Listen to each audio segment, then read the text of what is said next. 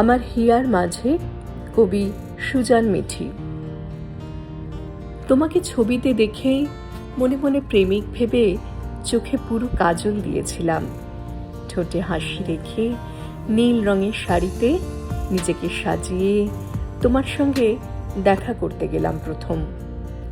পার্কের বেঞ্চিতে 2 হাত দূরে বসে তুমি আমার পায়ের দিকে দৃষ্টি রেখে বললে, আমি ভালোবাসতে পারবো না কখনো, হয়তো বাবা মায়ের পছন্দের বিয়ে।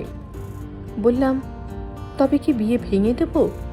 তুমি ভয় পেলে, বললে, অযত্ন হবে না একটুও, বিয়েটা না হলে দুজনেরই বাবা মা দুঃখ পাবে।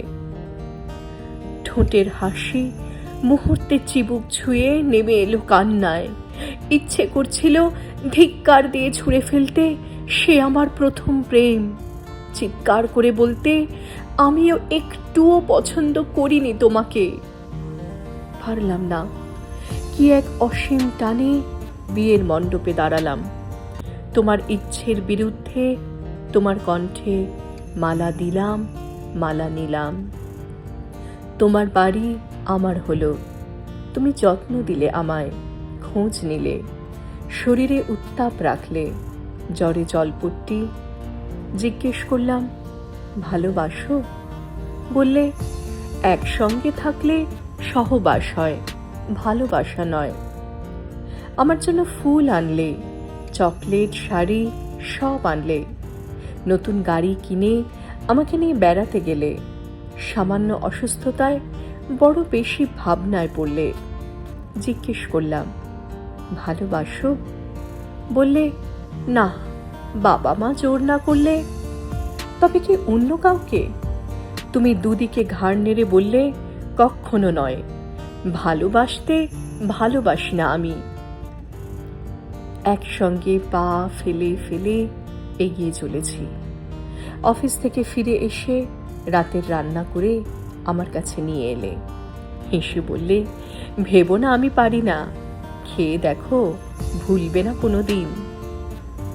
আমি তো তোমাকে ভুলিনি।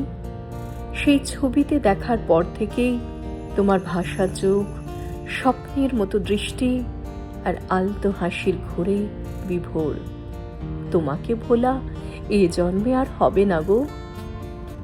মনের কথাগুলো মুখে ফুটে উঠল নাকি?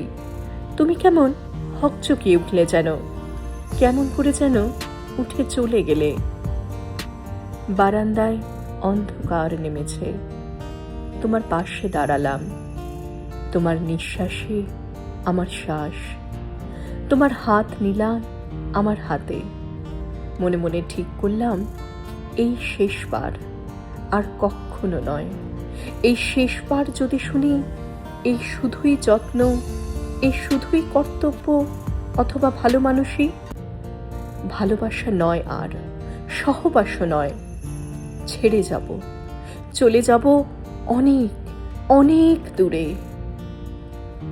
আমার ঠোঁট ফাঁক হওয়ার আগেই তুমি বলে উঠলে, আমার হিয়ার মাঝে লুকিয়েছিলে, দেখতে আমি পাইনি তোমায়, দেখতে আমি পাইনি। আমার হিয়ার মাঝে লুকিয়েছিলে।